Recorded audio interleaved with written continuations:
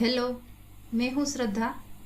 आप सभी दोस्तों का अपने YouTube चैनल क्लासमेट पे स्वागत है। आज मैं आपको घरे सीखिए नामक जो पुस्तिका आ रही है उसमें कक्षा 7 हिंदी के बारे में जानेंगे, समझेंगे। इस तरह के और वीडियो देखने के लिए चैनल को सब्सक्राइब करें और बेल आइकन दबाना ना भूलें। सबसे पहले बताया गया है कि आपके पुस्तक में दी गई कहानी पढ़िए और समझिए। तो सबसे पहले आपको क्या करना होगा? उस कहानी को पढ़ना होगा और समझना होगा। फिर आप प्रवृत्ति 1 देखिए। नीचे दिए गए चित्रों को देखें। ये चित्र कहानी की नींव रखते हैं। आपको यह चित्रों को देखकर एक नई कहानी बनानी है। कुछ बातें ऐसी भी होगी जो आप अपने आप सोच कर लिखेंगे, ठीक है? वो आप सभी को अच्छी तरह से आता है। तो इसमें हम देख सकते हैं कि पहले चित्र में एक आदमी दिखाई दे रहा है और एक सांप भी है। एक जंगल जैसा या खेत जैसा कुछ भी आप लिख सकते हैं, एक गांव भी लिख सकते हैं अपने सोच के मुताबिक। फिर दूसरे चित्र में वो आदमी एक बर्तन में कुछ लेके आया है, या दूध होगी, खीर होगी, जो भी आप अपने सोच समझ के लिख सकते हैं। फिर तीसरे चित्र में दिखाया गया है कि वह आदमी उसे पिलाकर खड़ा हो चुका है और वह सांप वहां दिखाई नहीं दे रहा है।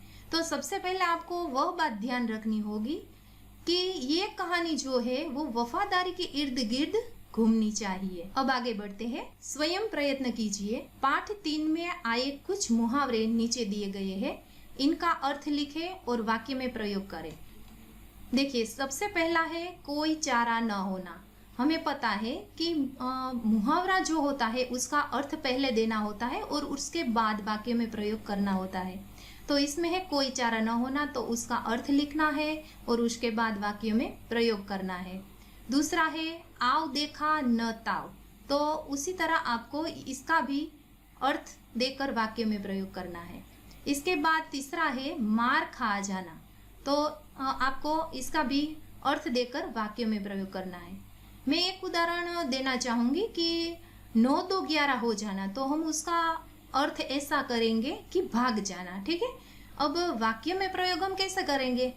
कुछ भी हम अपने सोच के मुताबिक वह कर सकते हैं। जैसे कि पुलिस को देखकर सब लोग 9 2 11 हो गए, तो उसी तरह आपको इन तीनों के जो मुहावरे हैं उसका अर्थ देकर वाक्य में प्रयोग करना है। अब प्रवृत्ति 2, नीचे कुछ लिंग आधारित शब्द लिखे हैं, उनकी जोड़ी का शब्द लिखिए। देखिए, यहाँ पे स्त्रीलिंग और पुल्लिंग, ठीक है? यहाँ पे एक उदाहरण दिया गया है कि अभिनेता, तो ये पुल्लिंग है, तो उसका स्त्रीलिंग हुआ अभिनेत्री। यहाँ पे एक उदाहरण दिया गया है, लेकिन मैं आपको दूसरे 2-3 उदाहरण दे देती हूँ। जैसे कि हिरन होता तो उसका हिरनी, फिर लड़की तो उसका होता है लड़का, ठीक है? उसी तरह आपको गाय, मोर, घोड़ा, राजा, देवता, नाग, शिक्षक, कुत्ता और शेर, इन सभी का लिंग परिवर्तन करना है। दोस्तों, यदि आपको ये वीडियो अच्छा लगा हो तो लाइक करें, शेयर करें और कमेंट करना ना भूलें। अब आगे बढ़ते हैं। दोस्तों, हम यहाँ संज्ञा के बारे में जानेंगे। देखिए, ये व्याकरण का पॉइंट आ गया है अभी कि संज्ञा किसे कहते हैं। देखिए, यहाँ पे संज्ञा के प्रकार बताए गए हैं। यहाँ व्यक्तिवाचक संज्ञा और जातिवाचक संज्ञा की बात बताई गई है। तो सबसे पहले तो हमें ये जानना होगा कि व्यक्तिवाचक संज्ञा कहते किसे है। देखिए, किसी भी खास व्यक्ति, प्राणी या स्थान को सूचित करने वाली संज्ञा को व्यक्तिवाचक संज्ञा कहते हैं। खास व्यक्ति, प्राणी और स्थान का निर्देश होता है, उसे व्यक्तिवाचक संज्ञा कहते हैं। और अब है जातिवाचक संज्ञा, मतलब जो शब्द संपूर्ण जाति, मतलब कि ये संपूर्ण जाति, पूरे समूह का बोध कराते हैं, उन्हें जातिवाचक संज्ञा कहते हैं। देखिए, यहाँ अच्छी तरह से 1-2 उदाहरण भी दिए गए हैं, तो उन्हें भी हम देख लेते हैं, समझ लेते हैं। तो सबसे पहले है नर्मदा अमरकंटक पर्वत से निकलती है। तो देखिए, यहाँ पे नर्मदा जो व्यक्तिवाचक संज्ञा है, हम अच्छी तरह से समझ सकते हैं।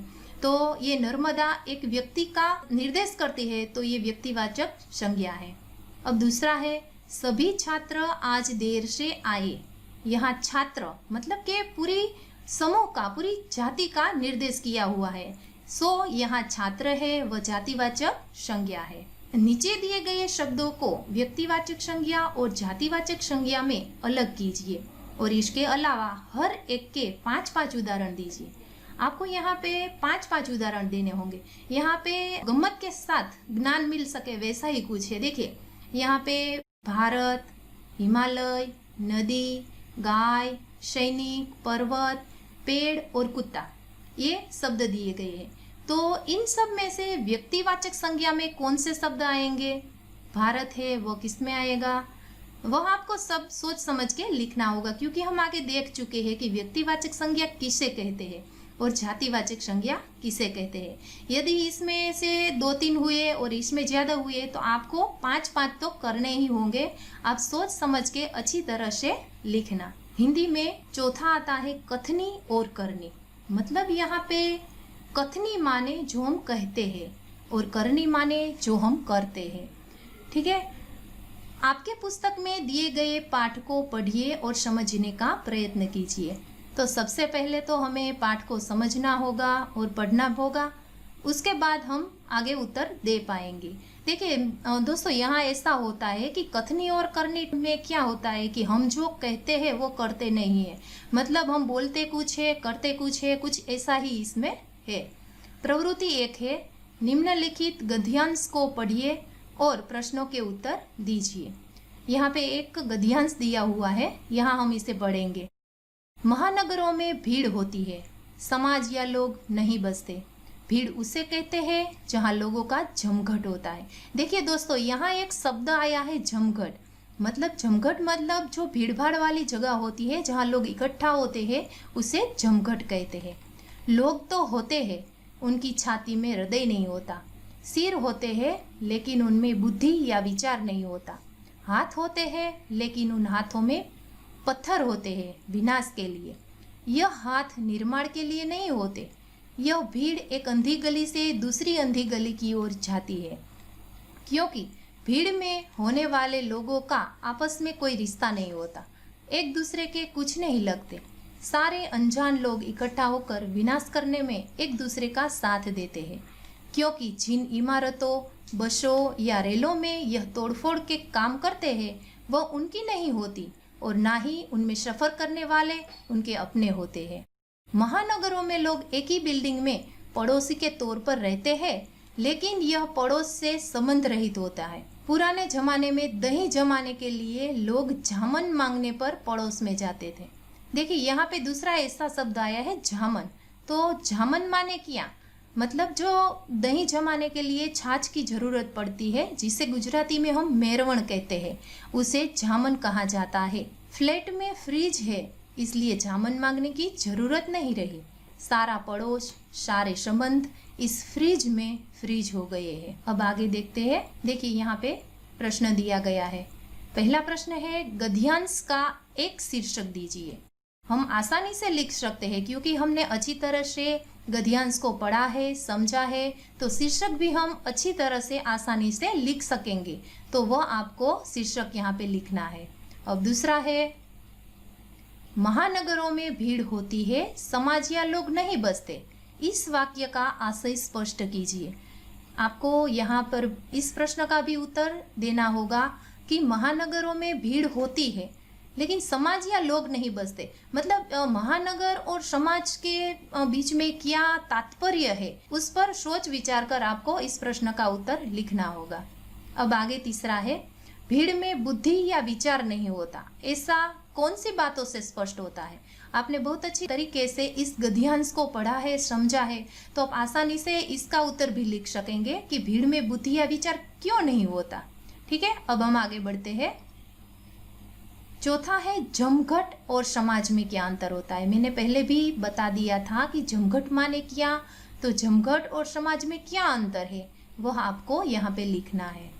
अब आगे, फ्रीज आने से क्या हानि हुई है। हम सब जानते हैं कि सभी के लाभ और गैरलाभ होते हैं, तो हमें यहाँ पे फ्रिज की हानि मतलब उसके गैरलाभ, उसके आने से कौन कौन सी हानि हुई है उसके बारे में यहाँ पे लिखना है।